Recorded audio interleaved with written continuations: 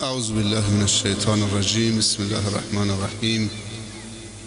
الحمد لله والصلاة والسلام علی رسول الله و علی آله و اصحابه و من والاه. اما بعد، السلام علیکم و رحمت الله تعالی و برکاته.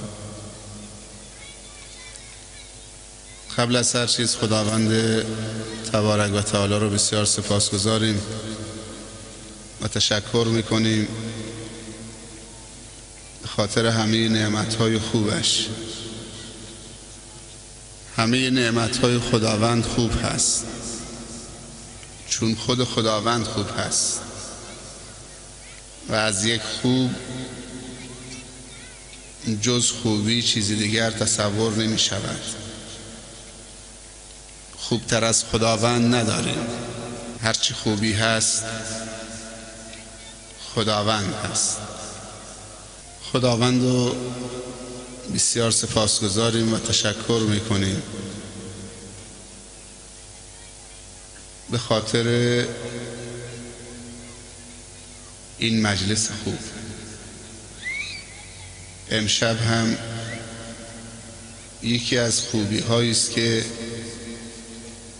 خداوند تبارک و تعالی به این جمع خوب پسند و علاقمند توفیق حضور با نیت و اخلاص عطا فرمودند. به خاطر این حضور خوب هم باید از خداوند تشکر بکنیم، چون تشکر در مقابل هر خوبی خوبی هایی را تولید می کنند. لئن شکرتم لازیدنکم. اگر از خداوند به خاطر هر خوبی تشکر بکنیم، خداوند در همون خوبی یک خوبی دیگر تولید می کند. همان خوبی که تشکر کردید برای تو حفظ می کند و از اون خوبی خوبی های دیگر شکر نعمتت افزون کند. اما اگر خوبی ها رو پایمال کردیم و تعاملمون با خوبی ها که از جانب خداوند بود تعامل صحیح و درست و محترمانه نبود، خداوند اون خوبی را از ما میگیرد و ما به استقبال بدی می رویم و بدی جوانی و پیری و دنیا و آخرت ما را بد می کند. ما حسن الخاتمه رو نمیتونیم پیدا بکنیم، چون کسی که پشت به خوبی میکنه حسن دیگه نمیتونه داشته باشه. و پشت کردن به برنامه‌های خوب یعنی پشت کردن به الله خوب، چون الله هست که به خوبی ها راضی است. و پشت کردن به برنامه‌های خوب یعنی به استقبال ابلیس رفتن و تشکر ازش کردن و باز هم خدا رو ناراضی کردید. خوبی رو رد بکنید مثل این که بدی رو تحویل بگیرید. هر دوتا مثل همه. رد کردن خوبی یعنی تحویل گرفتن بدی. فرجام نیک نخواهیم داشت. امشب شب خوبیه، انتخاب خوبی هم هست، هم انتخاب این برنامه و هم انتخاب این فضا و این محل. قرار نشده پارک های ما که درخت های سرسبز دارن برنامه های تاریک ضد سبزی پیاده بشه درش. سبزی دلرباست، گل، بوستان، درخت، چمن، اینا برای نوازش روح انسانه، برای تسکین روان انسانه، برای تقویت روحیه انسانه. حیف نیست در پارک ها که همه درختای سبز هست انسان به تاریکی بپردازد، ضد روشنایی، ضد شادی. معصیت خدا در پارک ضد فرهنگ پارک هست. این اگر به قصد معصیت خدا در پارک بریم، تو فرهنگ پارک و درخت و گل و سبزی و چمن و شادی و سرور واقعی رو نفهمیدی. از اون طرف با گل و سبزی و گیاه و چمن خودتو نوازش میکنید، از اون طرف با نگاه به ناموس مردم خودتو تاریک میکنید، خودتو پریشان میکنید، پراکنده میکنید. بسیار انتخاب خوبیه. این یک کار فرهنگیه که در پارک صورت گرفته. جا داره از شهردار محترم تشکر بکنیم. یه زمانی تو بندرعباس یه جلسه با شهردار داشتیم، شهردار ناحیه. گفتیم وظیفه شهرداری چیه؟ 2 مطلب گفت بیشتر دیگه نمیدونم، خیلی عجیبه. گفت یکی این که جلو ساخت و سازهای بی‌رویه رو بگیریم. گفتم منظور ساخت و سازهای فقراست؟ همونایی که بدبختا پول ندارن، جا ندارن، یه نیم اتاق میخواد برای پسرش تو گوشه خونش درست بکنه، پولم نداره که تراکم بخره، یه اتاق.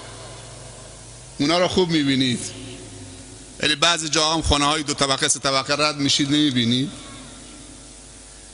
دوم، این رفتگرای شهرداری زباله ها رو جمع بکنن، بر اینا نظارت بکنین. همین وظیفه شهرداری است. کتابخانه، ورزشگاه، فضای سبز، تلطیف کوچه ها، نظافت کوچه ها و خیابان ها، جمع‌آوری زباله ها، زباله های دلهای ما و افکار ما و تصورات منفی ما رو، اونا رو که باید جمع بکنه.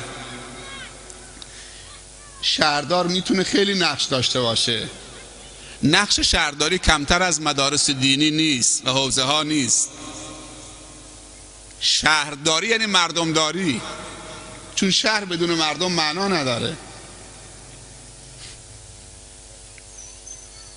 چه کاری باید بکنیم که مردم ما توانمند بشن؟ فکرشون، روح و روانشان، جسمشان، هم جسم یک سرمایه هست و هم روح یک سرمایه هست و هم فکر یک سرمایه هست برای شهر، و شهردار مسئول شهره، مسئول مردم شهره که یک فضای مناسب و لطیف، یک زمینه روانی خوب در شهر فراهم بکنه که مردم راحت زندگی بکنن. زباله جمع کردن از تو خونه ها سبب میشه که آرامش روحی روانی در خانه حاکم بشه. اما کارهای دیگه هم هست که شهرداری میتونه انجام بده. سالن کرایه میکنن برای یک شب 1 میلیون تومان برای 3 ساعت، از 8 تا 11 شب، بلا فاصله درش هم میبندن. بعد کارت میدن، مینویسن بدون فرزند خودت تنها بیار. یک کارت برای 1 نفر، 1 میلیون تومان هم برای 3 ساعت، فقط به خاطر خود فضای سالن میگیره. کارت هم بهت میدن بچه هات نیاری با خودت تنها. بچه های ما کجا رشد بکنن اگه همراه بابا نره تو عروسی ها، تو مدارس، تو جمع مردم، تو عزاها، تو جاهای خوب؟ کی باید تجارب کسب بکنه؟ 1 میلیون تومان برای 3 ساعت سالن‌های عروسی تو شهرهای بزرگ. چقدر خوبه اینجا. عروسی‌های اسلامی نباید درش تبعیض باشه. به فقرا کارت نمیدن، به بچه ها مجال نمیدن. شاید خیلی الان دلخورن که بچه ها دارن بازی میکنن، ولی زیر چشم ما دارن بازی میکنن. ما داریم میبینیمشون، خود به خود ساکت میشن. تو عروسی های اسلامی نیاز نیست که غر بکشید سر بچه ها، چشم تو اینطوری در بیارید رگ گردنت ورم بکنه. اینا بچه های ما هستن، همه باید بیان. عروسی متکبرین که نیست که فقرا نیان، مؤمنین نیان، ضعفا و مساکین نیان، مهاجرین افغان نیاد. انسان نیستن. من با کلاسم، من از دبی آمدم، من با تهران در ارتباطم، شرکتان فلان. عروسی های منو کمرنگ میکنن. شما میدونید که عروسی محل تجمع بود از صدر اسلام تا امروز. دور هم جمع میشدن، محبت تبادل میکردن، به همدیگه سلام میکردن. امروز عروسی ها به همدیگه فحش میدن، به همدیگه حرف زیبا میزدن. امروز حرفای ضد اخلاق میزنن، از خوانندش گرفته تا اونی که میرقصه. گلاب پاشونی بود رو سر مردم، گلاب میریختن. و روح و ریحان و جنت و نعیم. عروسی یک فضای معطر پیدا میکرد. هم مسائلی که اجرا میشد، هم نگاه های مؤمنین، هم به قصد خیر می آمد، هم می آمد که سلام بکنه، جواب سلام بشنوه، جواب سلام بده، هم می آمد که بچه ها رو نوازش بکنه، هم می آمد که دوستی رو ببینه، هم می آمد که دلی رو شاد بکنه، صاحب عروسی رو خوشحال بکنه. ولی امروز تو شهر عروسی میشه چون کارت بهش ندادن نمیتونه بره. خب من میخوام بیام تبریک بگم، به همسایه من دادید، به من ندادید، چون من کلاسم پایین بود. کلاس یعنی چی؟ کلاس یعنی تکبر؟ کلاس یعنی مال؟ پس قارون هم کلاس داشت، فرعون هم کلاس داشت. به خدا گفت تو پایین تر از منی، من بالاتر از تو هم. اصلا تو رو نمیبینم من. ما علمت لکم من اله غیری انا ربکم الاعلی. ما خیلی بچه های خوبی داریم، جوان های خوبی داریم. چرا میترسیم عروسی اسلامی برگزار کنیم؟ باور کن تو یه شمع روشن کن، پروانه های عاشق زیادن، کسی نیست شمع روشن بکنه. تو تاریکی که پروانه نمیشه دید. تو کدوم تاریکی پروانه رو میشه دید؟ پروانه ها تو هوا هستن. شمع روشن کن، یه لامپ کوچیکی روشن کن، مثل مور و ملخ میریزن، میرقصن، بالشون به هم میزنن، اصلا به خاطر شمع بالشون رو میسوزونن. ما شمع شدیم که پروانه پیدا نشه؟ ما شمع نشدیم، پروانه که بسیاره. همون بچه هایی که فکر میکنید خطرناکن، باند عقربن. تو بعضی شهرها میریم رو دیوالاش عکس عقرب کشیده، باند عقرب، باند نمیدونم اژدها، باند نمیدونم افعی، باند فلان. همین هم بچه های خوبی هن. به نظر شما همین باند عقرب از ابوجهل خطرناکترن، بدترن؟ باور بکن نیستن. اینا مسلمان زاده هن.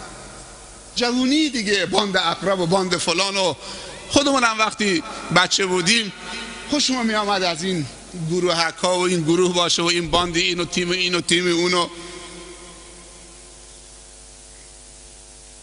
بزرگان ما اگر بیان تو میدان دیگه باند عقرب درست نمیشه،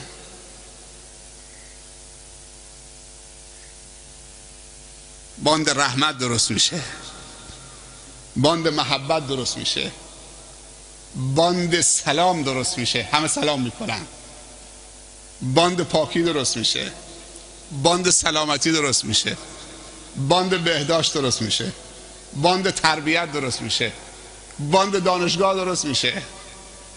واقعا قدر این جلسه رو بدونید. شبی از شبهای زیبای خداوند تعدادی خواهر و برادر دور هم جمع شدن به یک مناسبت عروسی. شبی رو با هم باشن، شبی سالم، یه 2-3 ساعتی که میشینن سالم باشن، سلامتی بر اون جلسه حکم فرما باشه. حتما باید عروسی باشه تا دور هم جمع بشیم،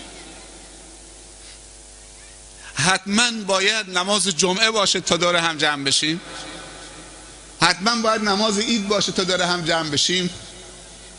اون یکم بگم، اول اینا رو گفتم، حتما باید کسی بمیره تا دور هم جمع بشیم. مگه انسان خیرخواه مؤمن دلسوز مهربان سر تا پا خیر که همیشه قدم خیر برای جامعه برمیداره و نیت خیر داره و خیرخواه هست، اینا میمیرن؟ اصلا ما جلسه مردگان نداریم. در اسلام چیزی به اسم جلسه مردگان نیست. سعدیا مرد نکونام نمیرد هرگز، مرده آن است که نامش به نکویی نبرند.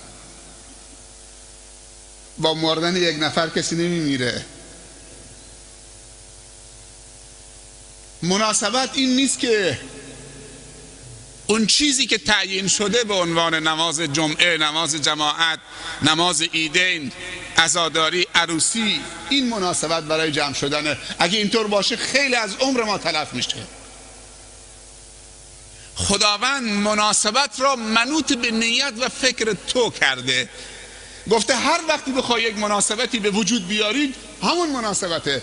تو از هر ثانیه عمرت میتونی یک مناسبت خوب، تو یک ثانیه نمیشه یه لبخند زد دلی رو شاد کرد؟ تو نگاه ساعتت کن، من لبخند میزنم، بشمارش. این لبخنده چقدر طول میکشه؟ این یک مناسبت برای دلشاد کردن یک نفر. کمتر از یک ثانیه یک لبخند. هر وقتی تو بخواهی یک مناسبت خوب ایجاد میکنی.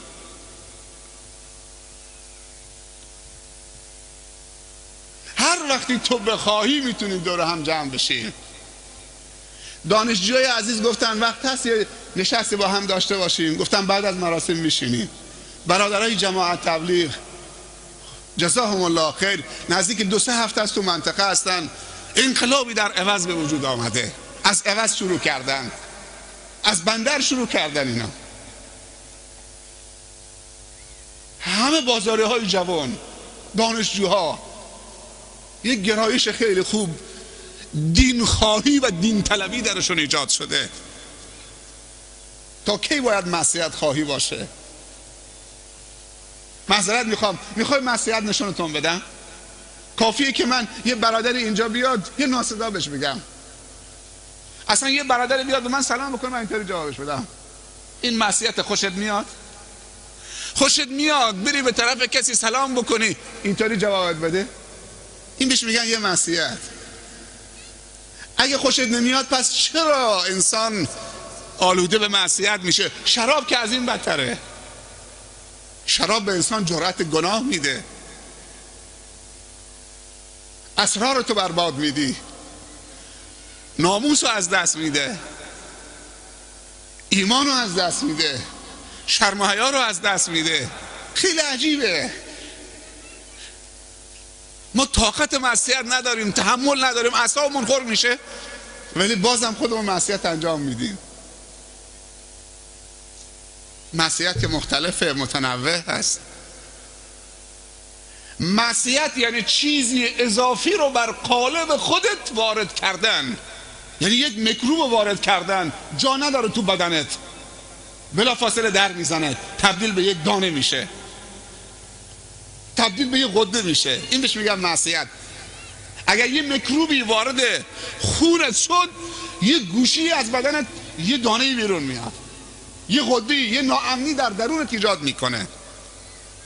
و چقدر غده هایی که سلامتی بدن رو به خطر میندازه و تبهای شدید و عفونت ها و سردرد شدید، دل درد شدید، معده درد شدید، همه اینها چه؟ استخوان درد شدید بر سلامتی بدن تو وارد میکنه. فرقی نمیکنه. معصیت خدا که ضد معنویت باشه بر اون پیکر معنوی تو وارد میشه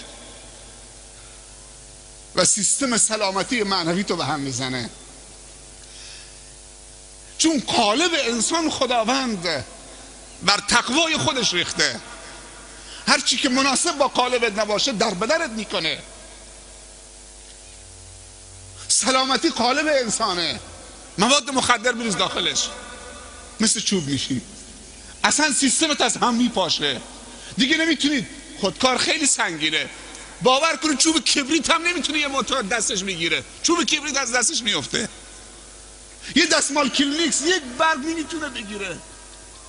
چه سیستمی برش وارد شده؟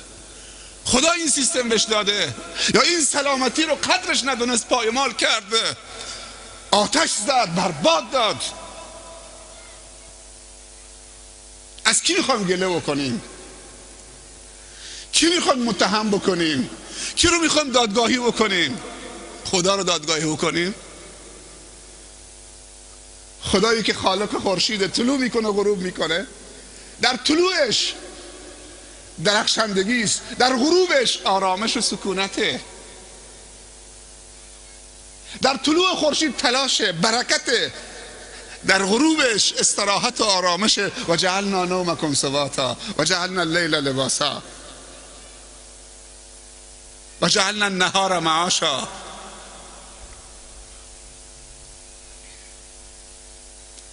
بارانش، درختش، این درختایی که اینجا میبینید، ما زمان بچه بودیم، مادر بزرگم خدا رحمتش بکنه، مردگان ما و شما، میگم مادر شب زیر درخت نخوابید که جن داره. و جن نداره بابا. الان متوجه شدیم که اینا خیلی بهداشتی بودن. شب که میشه کارخانه سبز درخت، برگهای درخت فعال میشه، دی اکسید کربن رو میمکه، اول صبح هوا رو تلطیف میکنه، اول صبح اکسیژن رو تولید میکنه. یعنی کار درخت خدمت به انسانه که هوا رو براش عوض بکنه. همین درخت. ابر و باد و مه و خورشید و فلک در کارن تا تنانی به کفاری و به غفلت نخوری. یه اصطلاحی شنیدید، بعضی موقع میخوام بگیم استا کریم، استا کریم.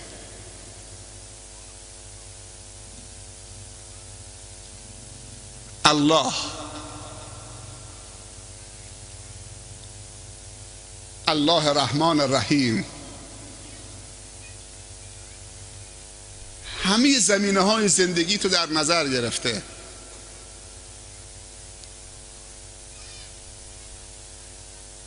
تشکر از خدا میکنیم که همه چیز خودشه. یه درخواستم از خودش داریم، خدایا امشب خودت را به ما عطا بفرما. خدایا همه اینها جمع شدن یه خواسته از تو دارن که خودت را خودت به ما بدهید. خدا رو باید از خدا طلبید، خود خدا رو باید از خود خدا طلبید. خدایا خودت را به ما عطا بفرما. اصلا بیا تو زندگی ما و زن و بچه ما، پدر و مادر ما، خانواده ما، بیا داخل شو، مال خودته.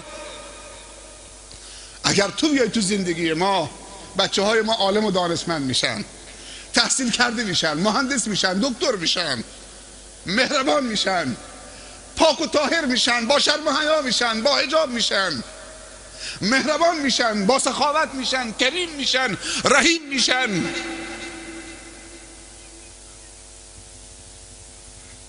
اگر الله رفت چی میشه؟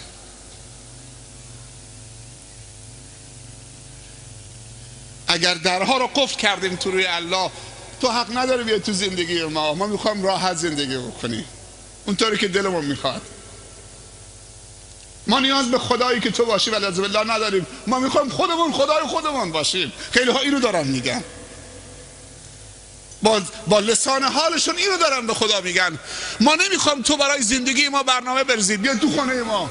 نه، ما میخوایم خود، ما کلاس داریم، ما دانشگاه رفتیم، فوق لیسانس بازرگانی خوندم، فوق لیسانس نمیدونم جامعه شناسی خوندم، کارشناسی ارشد خوندم، فلان خوندم. من رشتم مشاوره است، به همه مشورت میدم، من روانشناسم، من فلانم. امروز اکثرا روانشناسا دارن خودکشی میکنن، همونایی که کلاس مشاوره میذارن. پروفسورها دارن خودکشی میکنن، دکترها دارن سیگار میکشن، دکترایی که میخوان، پزشکایی که میخوان مردم رو نجات بدن،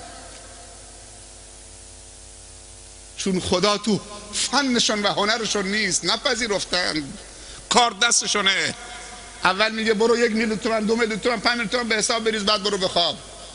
اگه گفت ندارم میگه بمیر، من نمیتونم مداوات بکنم.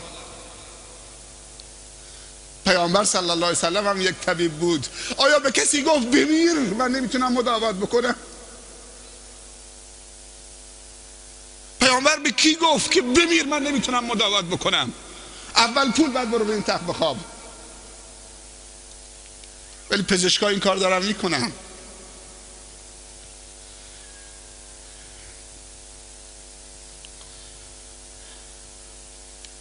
پیامبر وقتی یک یهودی رو نجات داد، همجور صورتش مثل قرص ماه شب 14 میدرخشید صلی الله علیه وسلم و این جمله رو گفت: الحمدلله الذی انقذه بی من النار. خیلی خوشحال بود، الحمدلله که خدا به من توفیق داد که ارشادش بکنم، راهنماییش بکنم. خدا نور ایمان رو در دلش انداخت، هدایت شد و از آتش جهنم نجات پیدا کرد. جریان طائف رو میدونید، وقتی خودش رو عرضه کرد بر طائف، چه برخوردی با این خیرخواه کردن. آن محمد که احمدش خوانند، نور چشم دو عالمش خوانند، و اینک لعلی خلق عظیم و رفعنا لک ذکرک. معلمی که درس محبت داد، معلمی که درس ادب داد، درس اخلاق داد، غیر از اون کسی دیگر نبود. نامش هم آرامش بخش بود، نام محمد آرام جانم. محمد، این اسم خیلی آشناست.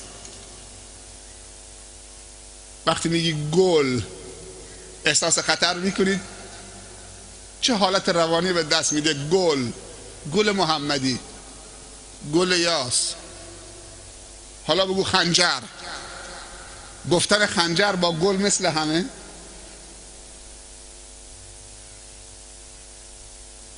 گل، خنجر.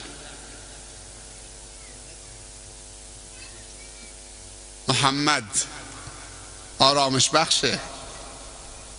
واقعا هم آرامش به کسانی داد که استقبال کردن، پذیرفتن، فکر کردن.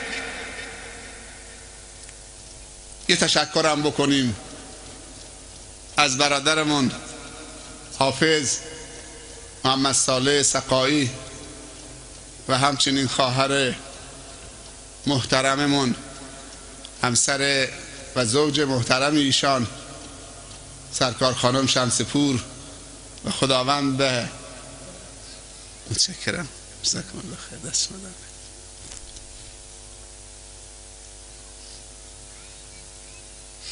اینم یه خدمتی به ما کردین جوان، دستش درد نکنه. این برادر من هم یه خدمت بزرگی میکنه، رو سر ما هم بریزید بالاخره. چقدر فضا عوض شد، تلطیف شد. زمان قدیم فقط تو مولودخونی شب 12 فقط این گلاب پاشون دستشون بود. چه اشکال داره تو عروسی بریزید؟ بوی شراب تو عروسی ها فاقانه. باور بکن به طرف جوان نمیشه رفت، بود دهانش ترشه، بدبوست. به طرف بزرگ نمیشه رفت، سیگار روشن کرده، یه نفرم اونجا نشسته داره قلیون میکشه.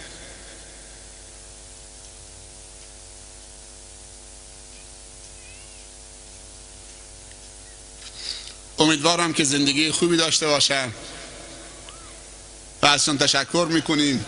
مجلسی برپا کردن به توفیق خداوند که یک ثوابی هم گیر ما بیاد.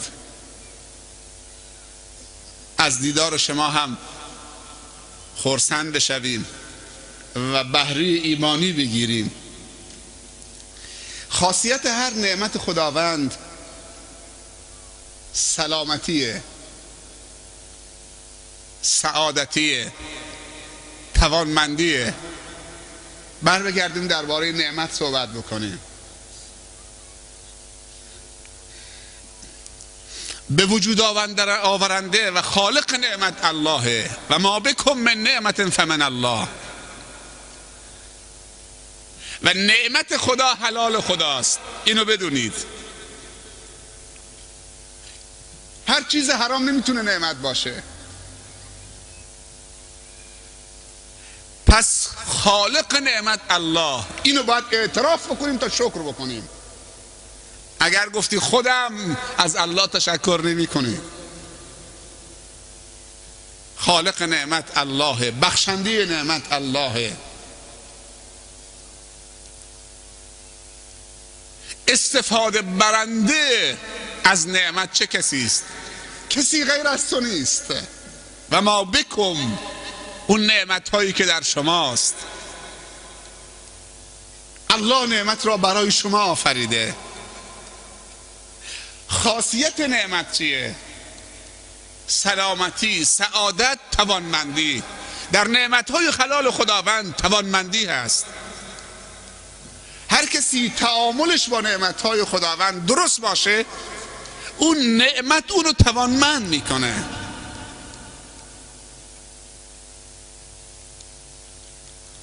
اما یک سوال اینجا مطرحه. ما به خطا داریم میریم، اشتباه میکنیم. فکر میکنیم که خود نعمت میتونه ما رو توانمند بکنه و فکر میکنیم که هرچی نعمت رو بیشتر داشته باشیم، مال دیگران هم برای خودمون برداریم و حریص‌تر باشیم، ما توانمندتر خواهیم شد. این غلطه.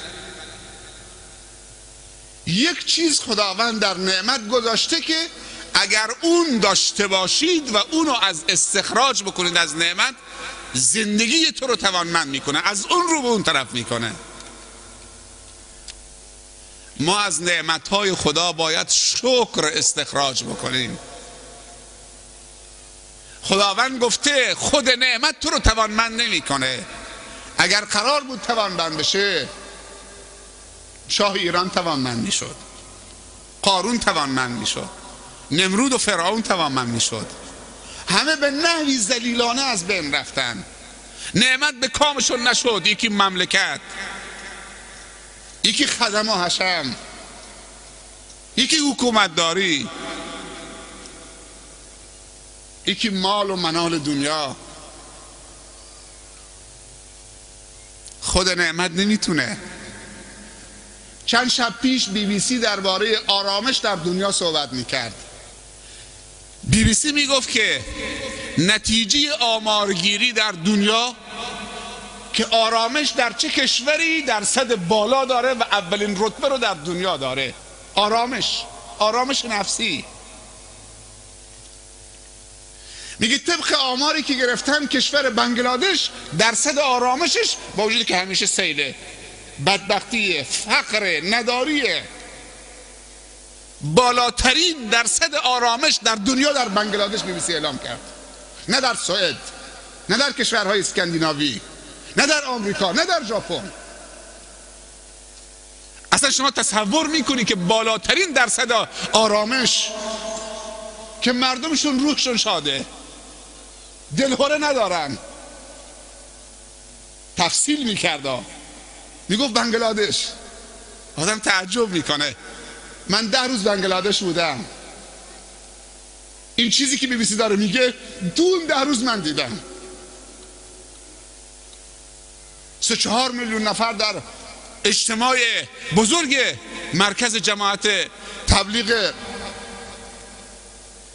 بنگلادش در 10 کیلومتری در 10 کیلومتری و 20 کیلومتری خود داکا برگزار شد. بیش از 3 میلیون نفر آدم. پلیس نمیگذاشتن که با اسلحه بیاد داخل این جمع.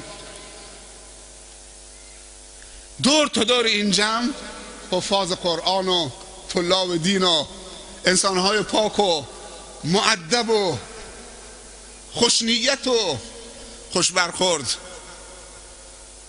قسمت مهمانا جدا کرده بودن، به 3 زبان صحبت میکردن، بیان میکردن.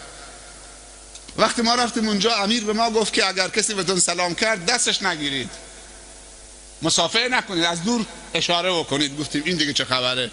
دست مسلمان نگیرید، پیامبر میگه مصافحه بکنید. بعد دیگه فهمیدیم که اگه دست بگیریم دیگه دستمون بر نمیگرده. باور نمی کنید ما از همون محلمون که در می آمدیم بریم تو میدان که برای بیان و سخنرانی اونجا گوش بدیم، اصلا این مهمانایی که از 140 کشور آمده بودن همه سلام بارانشون میکردن. سلام علیکم، سلام علیکم، به همین سادگی دست نمیتاری میکردن. سلام علیکم، سلام علیکم. فقط سلام میکرد، جواب سلام بده، کار دیگه نداشت. گریه میکرد. مسلمان میدید گریه میکرد. اسم الله برده میشد بدنش میلرزید. فضیلت یک عملی گفته میشد، فریاد میکشید که خداوند در مقابل یک کار کوچک چطور این ثواب بزرگ میده. خداوند چقدر کریمه.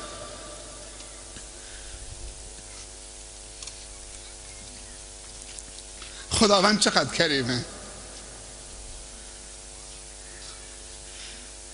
کاری نکنید که ثوابی که 1 به 10 از گناهی که 1 به 1 شکست بخوره. یعنی پروندهتون گناه 1 به 1 نوشته میشه. اونقدر گناه بکنید که این 1 از ثوابی که 1 به 10 و بیشتر میشه شکست بده ثوابتون. 4 تا جمله هست، خیلی سبکه. 4 تا جمله هست. وصیت حضرت ابراهیم در شب معراج: سلام امتت برسان، به امتت بگو بهش خاکش و سرزمینش حاصل خیزه، مرغوبه، آبش هم شیرین و گواراست. کشت بهش 4 تا جمله است، 4 تا بذر داره: سبحان الله والحمد لله و لا اله الا الله والله اکبر. چقدر سنگینی میکنه؟ چند کیلو وزنه که بلند بکنی؟ چرا زبان حاضره و گوش حاضره 5 ساعت غیبت بگه و غیبت بشنوه و جوک بگه و بخنده. و الان جام جهانی داره نزدیک میشه، همه الان آنتیناشون دارن یک سره عوض میکنن چون آنتن درست خط نمیده. از یه طرف هم میترسن ماهوارهاشون جمع کردن چون که دستور داده حکومت ماهواره ها رو جمع بکنن. حالا دارن فکر میکنن که این جام جهانی رو چطوری ببینن و چقدر بلیط خریدن که برن. و تو تابستون وقتی هنرپیشه ها میان به دبی کنسرت اجرا بکنن، از همین خودمون چقدر میرن که اونجا گوگوشو نمیدونم داریوشو ببینن و بلیط 700 درهمی بگیرن برن تو سالن بشینن. یک شب 700 درهم، 200,000 تومان. 10 شب بره 10 تا 200,000 تومان، حساب کن 2 میلیون تومان. هزینه دانشگاه 4 تا دانشجوست در 1 سال. 4 تا 500,000 تومان بده، 4 تا دانشجوی با استعداد میره مزخرف بشنوه تو سالن ها آقا از آمریکا آمده کنسرت اجرا بکنه، چی رو میخواد بشنوه؟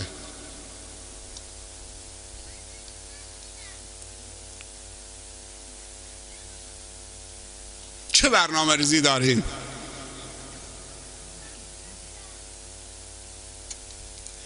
چه فکری داریم؟ 3 میلیون نفر 4 میلیون نفر دور هم جمع شده بودن به خاطر فکر دین، غم دین. من 10 روز اونجا بودم، کسی به کسی حل نداد. اگر خدای نکرده یه فشاری تو می آوردی به او قبل از تو می گفت معذرتاً، به جایی که تو بگی اون معذرت خواهی می کرد. این دین چه برکتیه.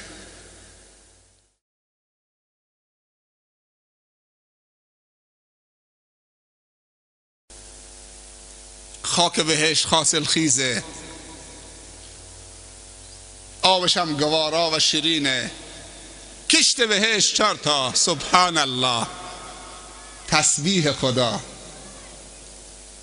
و الحمدلله تحمید خدا و لا اله الا الله توحید خدا و الله اکبر تعظیم خدا.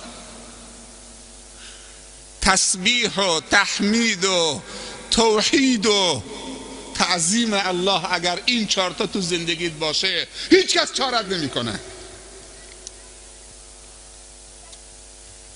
هیچ کس به سعادت تو نمیرسه، ولی تحقق پیدا بکنه. اینا عقیده است.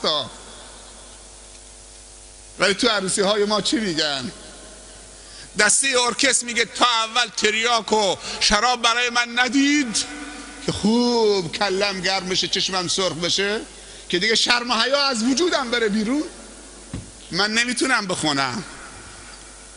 اولا 500,000 تومان بیانش میگیره، یه چک سفیدم مال دستگاهاش میگیره که ارگشو نمیدونم گیتارش خورد نکنن. چک سفید. تو عروسی دعوا کردن و شراب خوردن و مکدور کشیدن، جاز و ارگ و همه چی خورد کردن. پولش گرفته، چک سفید هم گرفته. صاحب عروسی میگه بدبخت شدم، 2 میلیون چک سفید مال همین ارگش اینا که شراب خوردن خورد کردن، چک سفید ازم گرفته. چرا این کارا میکنین؟ من فکر نمی کنم شهرداری هم چیزی گرفته. گرفته؟ نگرفته.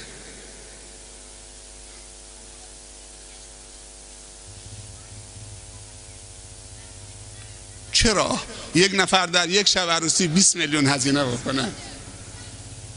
20 میلیون یک مجتمع فرهنگی درست کنه.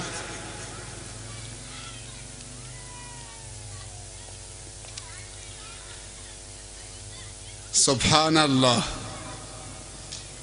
از همین امشب همین 4 تا جمله ببرید به خانه کافیتونه. یعنی شده تو آخر زمان بریم تو عروسی به ما بگن سبحان الله و الحمدلله و لا اله الا الله و الله اکبر، یا بزن برقص. دیگه طوری خواننده ها مغرور شدن چون شراب خوردن. اول میگن شراب و تریاک و سیگار و فلان، بعد میگن زنها هم باید برقصن، بعد خود خواننده ها میگن کف هم باید بزنن مردم، زن و مرد کف بزنن تا من خوب بتونم بخورم. یا تا بی ایمان نشی من نمیتونم براتون بخونم، چون من شراب خوردم و تریاک کشیدم. من بی ایمانم، نمیتونم برای مؤمنین بخونم، چون کلماتم غیر ایمانیه، شراب در وجود منه. پس زنها باید برقصن، با لباس نازک بیان. پدرها و ریش سفیدا که نماز صبحشون فوت نشه، اونا سر نماز عشا میرن میخوابن، با دخترها و پسرهای جوان بیان تو عروسی. عروسی های غیر اسلامی همش جوانا میرن. ساعت 11 شب حالا کم کم رو خیابون میبینیم که دسته دسته دخترها و زنها ساعت 11 شب از خونه. عروسی های غیر اسلامی و غیر سالم از ساعت 11 به بعد شروع میشه. کم کم حالا از تو خونه ها در میان. کی میخوان بر بگردن؟ پدر پیرم خوابیده، چون میخواد ساعت کوک کرده که به نماز صبح بره. آخر زمان دیگه. یکی از علت هایی که تسونامی در جزر اندونزی آمد شیخ خالد راشد که رفته بود اونجا میگفت همین، میگفت اولین جزیره‌ای که برای اولین بار در جنوب شرق آسیا اسلام برش وارد شد همین جزیره بود که سونامی آمد و اونقدر این مردم اون جزیره با اسلام زندگی کردن و برکت نصیبشون شد که حدی نداشت، تا اینکه فحشا و خمور و سفور و بی‌حجابی و ظلم و معصیت خصوصا لواط و زنا در جمعشون چه رواج پیدا کرد و شیطان وارد شد و اون چیزها را ازشون گرفت. میگفت که میبینید که پدر سر شب خوابیده به خاطری که برای نماز صبح بلند بشه، اما دختر و پسر نمیدونه کجاست. امروز آمده 500,000 نفر یک جا مردن، فیلمش هست. الهروب الهروب الهروب الهروب الهروب اهربوا الى الجبال افامنوا مكر الله.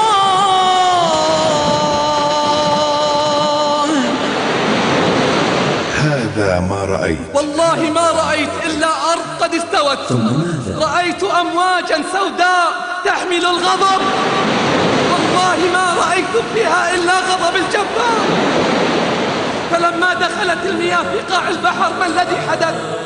اختلطت بالحمم النارية، ارتفعت درجات المياه إلى درجات عالية، فأغرقهم وأحرقهم ودمرهم عن بكرة أبيهم. يا رب يا قهار يا مجري الأقدار يا من برحمته تستدفع الأضرار. الجبار رحيم لكنهم أغضبوا الجبار،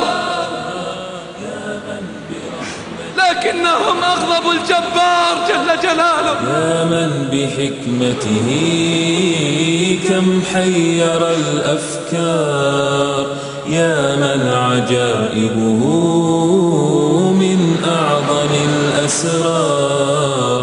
فالنار فيها ماء والماء فيه النار، حرق وغرق ونار وغرق ونار وغرق ونار.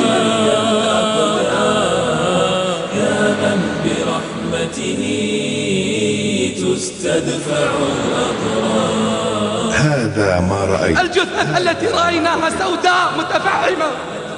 يا الله يا الله يا الله، ماذا رأيت؟ ماذا رأيت؟ رأيت منظرا عجب. رأيت سفينة بحرية أكبر من هذه القاعة، ألقتها على القرى وعلى البيوت، تحتها كان عشرات البيوت يقولون قبورهم قد قامت في مكانهم فلا نستطيع إخراجهم، وستبقى تلك السفينة في ذلك المكان إلى ما شاء الله آية وعلامة. فجعلناهم سلفا ومثلا للآخرين. انظر إلى ذلك البيت فإذا حطامه في الداخل قد تراكم على بعضه البعض. عندي علم يقين أن أهل الدار في الدار موتى قد فارقوا الحياة ولم نستطع إخراجهم إلى الآن. كتمت آلامي، كتمت أحزاني وأنا أرى بيوت محطمة، أشجار قد اقتلعت من جذورها، سيارات تراكمت على بعضها البعض، بل قوارب وجدتها في الشوارع هنا وهناك أتت من على شواطئ البحر. يا الله ماذا كان يصنع أولئك القوم؟ إنه الظلم، انتشر بينهم الزنا وانتشر بينهم أمر عظيم أعظم من هذا كله. كانوا ينبئكم التسونامي بموثق الأخبار، فهلاك قوم فيه لسواهم إنذار. رحماك يا مولانا يا مجري الأقدار، فهلاك قوم فيه لسواهم إنذار. رحماك يا مولانا يا مجري الأقدار.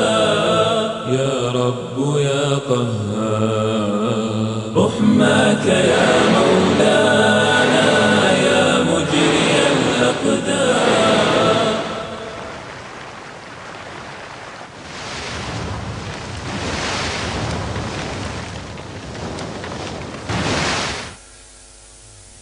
کاش که اینجا یک پروژکتور می آوردید که قسمتی از این برنامه ها به جای سرودهای زیاد یک صحنه اینجا چراغا رو خاموش میکردیم. این تصویر نیم ساعتی از جریان تسونامی اندونزی که 500 نفر و 500,000 نفر یک جا بلعید، اونو میدیدیم تا عروسی های ما عوض میشد. مردم خنج خیلی خوشحالن که شهرشون شهرستان شده و نمیدونم فرماندار آمده و بزرگ شده. و یک جلسه در بندر عباس بود مال خیرین، مجری برنامه فکر میکنم اشتباه کرد، گفت که نمیدونم در بخش خنج به تعدادی از دوستان برخورد، خنج شهرستان شده، بزرگ شده، فرماندار داره، تو میگی بخش. من اونجا بودم، اعتراض کردم. شهرستان شدن، فرماندار آمد، بزرگ شدید. یعنی بزرگی یک جامعه به تعداد جمعیتش نیست، به تعداد وسعت جغرافیاییش هم نیست. چند تا مغز متفکر دارید؟ چند تا کارشناسی ارشد و دکترا و فوق تخصص دارید؟ اینا رو بشمارید. چند تا عالم دین برجسته دارید؟ نماز جمعتون چه صحبت هایی میشه؟ جمعیت نماز صبح و نماز جمعه با همه و اندازه همه و به اندازه نماز عیده؟ عروسی هاتون چه شکلی هست؟ علاقمند به کتاب و کتابخوانی چند درصد تو روستاتون؟ چقدر اهتمام به ورزش میدن؟ به ورزش اسلامی، نه ورزشی که تلفنتون بلند بکنه بزنه رو زمین، نه ورزشی که به نگاه فوتبال بکنه خدای نکرده تیم استقلال گل بزنه، تیم پرسپولیس گل بخوره، زنش رو طلاق بکنه، ولی اعوذ بالله اعصابش خورد شد زنش رو طلاق داده. اونم تو استادیوم به جون هم میافتن. ما مردمون دارن زنشون طلاق میدن به خاطر اونایی که تو استادیوم به جون هم میریزن. ما باید عاقل بشیم.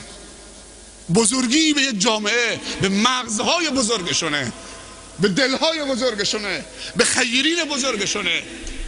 چی یک عالم دین داشته باشید، چی یک عالم دنیا داشته باشید، چی یک مسئول دنیوی خوب داشته باشید، چی یک پزشک خوب داشته باشید و چی یک تاجر خوب داشته باشید، دلسوز خیر، همه اینها نعمتهای خدا هستند.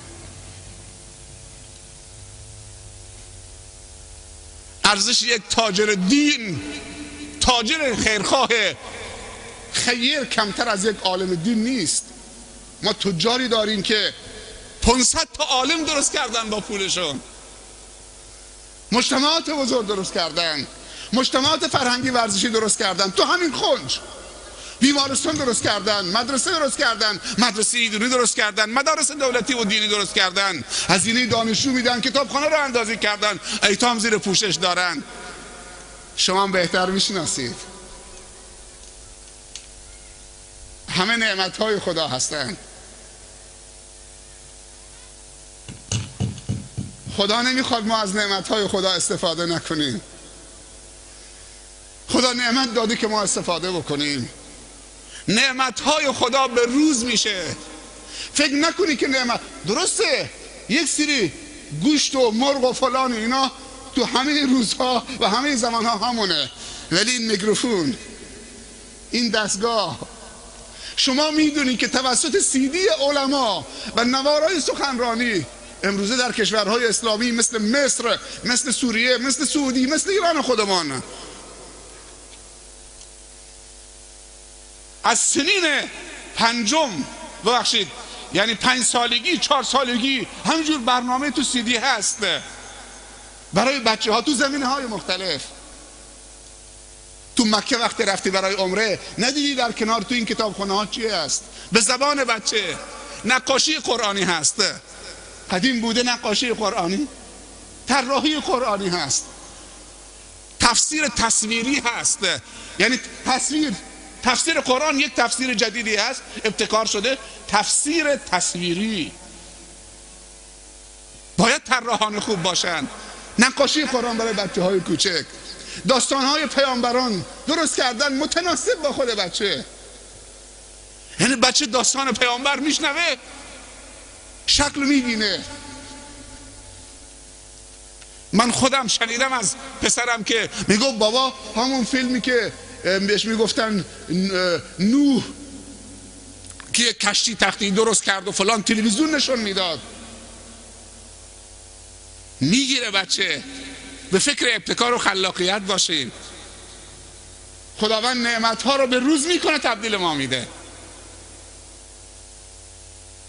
زمان قدیم خرما رو رطب و جمع میکردن، تو حلب میکردن، طرف منطقه ما پری، چیزی به اسم پری، زنبیل درست میکردن. ولی امروز همون رطب و فریز میکنن. سبحان الله.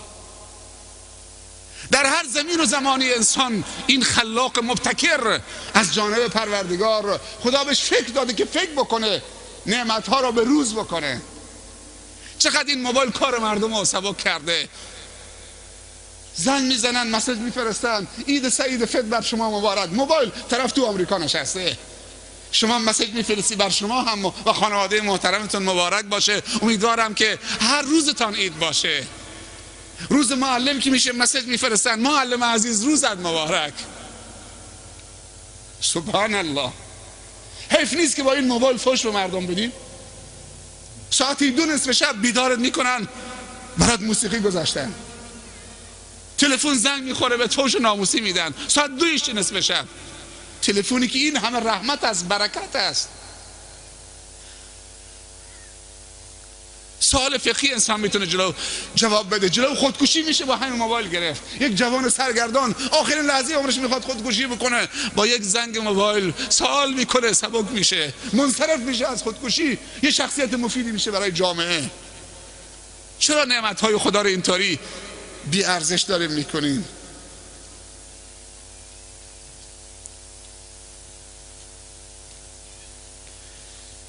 خب ساعت 11:30 واقعا شب باصفاییه، چه هوای خوبیه. خدایا ما از تو تشکر میکنیم که تو مال همه هستید.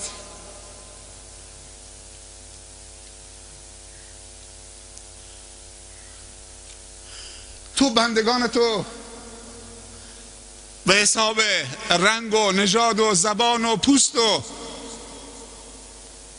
مسائل مادی تقسیم بندی نکردی. ان اکرمکم عند الله اتقاکم. خدا مال همه است، برای همه است، ناامید نباشید. دستت بلند کن. خودت تنهایی باور بکنی به خدا رسیدن و توبه کردن نیاز به ملا هم نیست، نیاز به مدرسه دینی هم نیست. دستت بلند کن، خودت برو پشت بوم، بگو خدایا من اشتباه کردم. یک نیروی برتری هست که همیشه قلب انسان در ناامیدی، در سخت‌ترین شرایط بازم امید نجاتی داره و اون الله هست. آرامش پیدا میکنی. در مصر هنرپیشه ها دارن توبه میکنن، هنرپیشه هایی که فیلم های زشت بازی کردن. خیلی سخت ها. یک جوان مسلمان تو منطقه خودمون نهایتا سیگار کشیده، یه وقت شراب خورده، فیلم زشت بازی کرده، فیلم مبتذل بازی کرده. چند سال پیش در تهران در نمایشگاه کتابی رو مشاهده کردم، نوشته بود الفنانات التائبات، زنهای معروف هنرپیشه های مصر التائبات.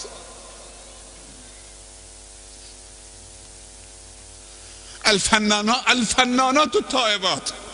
چند زبان بلدن، دنیای پول دارن، ایشونوش بلدن، میدونن چطوری معصیت خدا بکنن. هنرپیشه نمیدونه معصیت بکنه.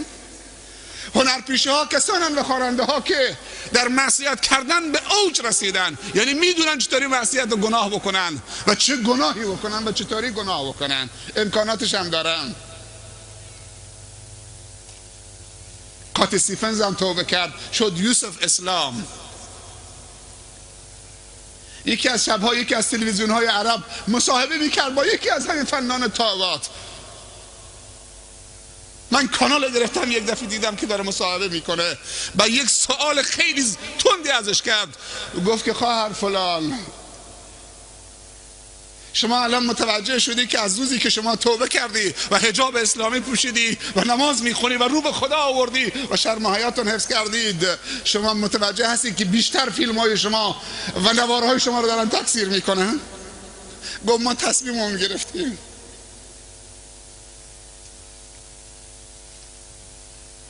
زنی بود در حول و حوشش 50 سال، میگه ما تصمیممون رو گرفتیم.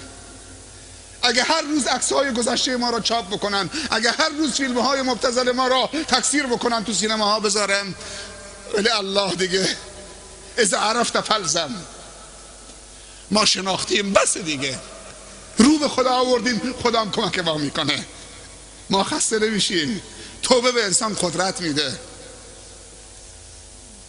امروز طرف عروسی میکنه که شاد باشه و شادی یعنی معصیت خدا. یعنی شادی یعنی این که اتق الله توش نباشه. تفسیر شادی تو برنامه های زندگی ما یعنی که کسی به کسی نگه از خدا بترس، اتق الله. شادی یعنی این. ما بدمون میاد کسی تو عروسی به من بگه اتق الله. باور بکنی مسلمان ها نماز میکنه ولی تو عروسی میگه خدای من کسی دیگه است. بچه های ما قبول نمی کنن. مهمان از دبی تهران داریم، از شیراز مهمان سرحدی داریم، شهرستانی مهمان میخواد بیاد، ما عروسیمون مرده ها بگیریم و سخنرانی و گریه و قرآن و سرود و فلان و صحبت از آخرت بشه تو عروسی ما. عروسی مرده است. بچه های ما نمیپذیرن، همه دانشگاه قبول شدن فلان و یه معده مهمان از خلیج میان و از دبی میان و سبحان الله شهرستان میاد. من نمیدونم قبلا به شما گفتم که مهمان شهرستانی آمد پیش یه نفر گفت که فیلم هندی هست پیش شما؟ برای ما فیلم هندی بیارید. شما کنار دبی هستی فیلم نمیدونم فلان و فیلم فلان برای ما بیارید بذارید. طرف مؤمن بود گفت فیلم هیچ پیش ما نیست. نوار سخنرانی شیخ زیایی هست، همینه. آخر کار میگی با قدرت صاحبخانه نوار گذاشت برای کم کم متاثر شد تا آخر نوار نرسید، انقلابی درش ایجاد شد. شب بعدی دوباره نرخواست نوار دوم کرد. شب بعدی دیگه با کل اعضای خانواده می‌نشستن نوار شیخ گوش میدادن. یک هفته موندن روزی که می‌خواستن برن درخواست کردن نمیشه 7 8 تا همین نوارا ببریم تهران اونجا با همسایه قابوقچا گوش بدن. عجب شیخی داری شما، عجب حرفای خوب میزنه، ولی اولین شب درخواست فیلم هندی داره میکنه. بعضی موقع میبینیم که صاحبخانه ساعت 12 شب تو کوچه ها در به در دنبال قلیون. مهمان برآمده قلیونیه، حالا قلیون هم تو خونه خودمون نیست. قلیون پیش ما نیست، سرقلیون نیست، منقل نیست، زغال نیست. مهمان میاد پذیرای این مرغ و این میگو و این ماهی و این نمیدونم گوشت و این بریانی، قلیون هم طلب میکنه. کتکش تو میخوری. صاحبخانه ای که این همه ضعیفه و اراده نداره به مهمانش بگه تو خونهش.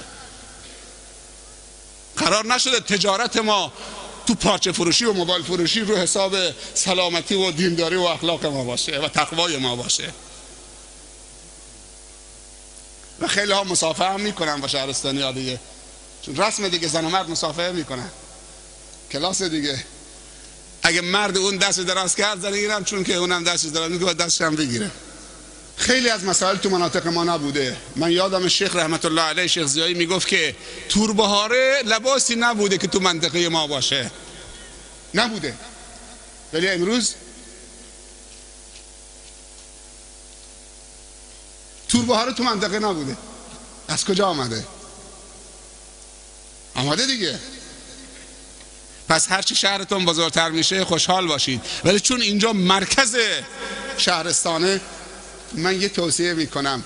من سوال کردم، گفتن خب معاون فرماندار از خود شما گذاشتن، شهردار از خود شما گذاشتن، این خیلی خوبه، ولی هرچی شهر بزرگتر میشه و موقعیتش بهتر میشه باید رو الگوهاتون هم کار بکنید. به اندازه بخش باید نیرو داشته باشید. الان که شده شهرستان و فرمانداری باید به اندازه همین. اینجا خنج تاریخ داره. ابن بطوطه هم تو سفرهاش به اینجا اشاره میکنه. خنج از دست ندهید. با علم و دانش و اخلاق و تقوا و محبت و مهمان نوازی و بزرگمنشی و سلامتی و اینا خودتون رو بلند کنید. نام شهرتون رو بلند کنید با این برنامه‌های خوب. من یه خبرم به شما بدم. 11 خرداد 15 تا داماد با همه در بندر خمیر عروسیشونه.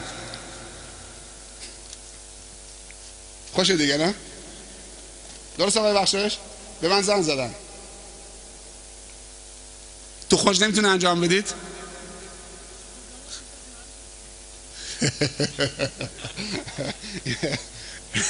هستی تو؟ حاضری قدش بزنه؟ از اونجا میگه جالبه. حالا شما اسم شریف محمد کاری میکنه من یکی از مسیجام برای شما بخونم. تو احمد نمودی هم مسیج خوندم براتون. یکی از دوستان برای من مسیج فرستاد. البته چیز جالبه یا جوک الکی نیست که بخندید، ولی خب چیز درستیه. حتی خواهرای کمی خویشتنداری بکنن، دلشون هم بزرگ بکنن، ناراحت نشن. به خاطر که مراسم تنوع هم توش بیاد. مسیج رو باز کردیم، نوشته بود که وجه مشترک انرژی هسته‌ای ما و ازدواج مجدد چیه؟ چه وجه مشترکی بین هم دارن؟ یعنی ازدواج مجدد با انرژی هستی. بعد نوشته بود که خودش جواب داده بود جناب فلانی هر دو حق مسلم ماست اما نمیذارن. یکی آمریکا نمیذاره، یکی زنها نمیذارن دیگه. هر دو حق مسلم ماست. حق ماست دیگه که انرژی هستی داشته باشیم. ازدواج مجدد هم خدا گفته در قرآن که میتونن مردا ازدواج مجدد بکنن به شرایط خاص البته، ولی نمیذارن. یکی زنها نمیذارن، یکی آمریکا نمیذارن. حالا این عزیز ما میگه من حاضرم که فعلا نمیدونم اینجا جلو ما نشسته، اگه بره خونه چه کاری صورت میگیره شاید نظرش هم عوض بشه. جالبه. خب ما به جرأت شما تبریک میگیم. امیدوارم که انشالله در عمل هم انشالله جرأت داشته باشید. جزاکم الله. این هم نفر دوم.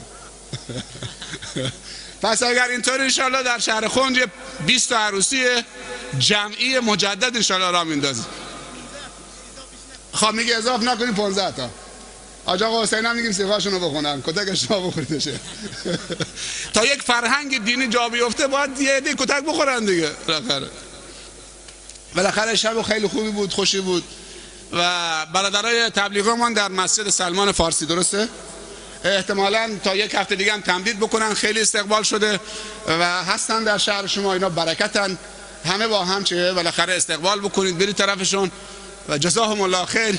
اینا دوستان خیرخواه سیارمون هستن که هیچ وجهی رو از کسی دریافت نمی‌کنن، فقط دنبال به گفته شیخ زیایی رحمت الله علیه زمانی که ماشینش خراب شد تو چاه مسلم، جماعت اونجا تشکیل بود تو چاه مسلم، بعد بینا گفته بود که شما فرشته نجات هستی. این تعبیر شیخ زیایی رحمت الله علیه. میره تو مسجد که همین جماعتی ها تو مسجدن و خیلی خوشحال میشه، اونجا میمونه، صحبت میکنه، ماشینش هم درست میکنن، بعد دیگه میاد. بعد میگفت که واقعا شما فرشته نجات هستی که دنبال هدایت مردم و نجات مردم هستید. خدا به شما جزای خیر بده و علما 100% دارن حمایت میکنن از این حرکتی که تبعیض قائل نیست و درش نخبه گرایی نیست. یکی از برکت های جماعت تبلیغ به خلاف احزاب دیگر این که درش نخبه گرایی نیست، یعنی تبعیض قائل نیستن بین فقیر و تاجر و دانشجو و استاد دانشگاه و صاحب نفوذ در جامعه، ولی بعضی از احزاب فقط دنبال نخبه ها هستن، مثل که دیگه سوره عبسه رو قبول ندارن. والعیاذ بالله. عبسه و تولی ان جاءه الاعمی. اگر نخبه گرایی در اسلام باشه پس عبسه نازل شدن یعنی چی؟ بالاخره چه؟ دین برای همه آمده. ان اکرمکم عند الله اتقاکم. اون سیاه حق داره، اون فقیر حق داره، باید بهش بپردازید، در اختیارش باشید. دروس قرآن، دروس علم، همه مسائل دینی در اختیار اون باشه، خصوصی نباشه برای افراد خاص. و من احسن قولا ممن دعا الی الله و عمل صالحا و قال اننی من المسلمین. دعوت به اسلام، نه دعوت به حزب و حزبگرایی. یکی از برکات جماعت تبلیغ این که جهانی برای همه است، در بازه برای فقیر و تاجر و تو مسائل آلودگی سیاسی هم وارد نمیشن و سرتاپا برکت. اگر طلاب و علما همراهشون حرکت بکنن قطعا تزکیه خواهند شد. قطعا علما تزکیه خواهند شد. و خواهشم که از جماعت داریم که به علم هم بپردازن، هم به علم بپردازن. اگه بازاری هستن دیگه وقتی تشکیل شدن بازار رو ترک نکنن، چون ما همونطور که عالم دین لازم داریم تاجر مؤمن هم لازم داریم که پشت علمای دین پر بکنه، نه اینکه بیان مساجد رو پر بکنن، بازار رو خالی بکنن که انسان‌های بی تقوا بیان در بازار یا در دانشگاه یا در جاهای دیگه چه مستقر بشن و نهایتاً مسیر عوض بشه. خب از همه شما تشکر میکنم. شیرینی هم تناول بفرمایید، شیرین کام دنیا و آخرت باشید. برای حافظ و همسر محترمیشون هم دعای خیر بکنید. التماس دعای خیر هم ما از شما داریم و شما رو به خدا میسپاریم. از خواهرها هم تشکر میکنیم، زحمت کشیدن تشریف آوردن و امیدوارم که همه خاتمه به خیر بشن. جزاکم الله خیر، موفق و مؤید و سربلند باشید. شما رو به خدا میسپارن، به امید دیدار انشالله در برنامه‌های بعدی، حالا در هر جلسه‌ای که باشه. سبحان ربک رب العزة عما یصفون و سلام علی المرسلین و الحمد لله رب العالمین و صلی الله علی سیدنا و نبینا محمد و علی آله و اصحابه و سلم اجمعین و السلام علیکم و رحمت الله تعالی.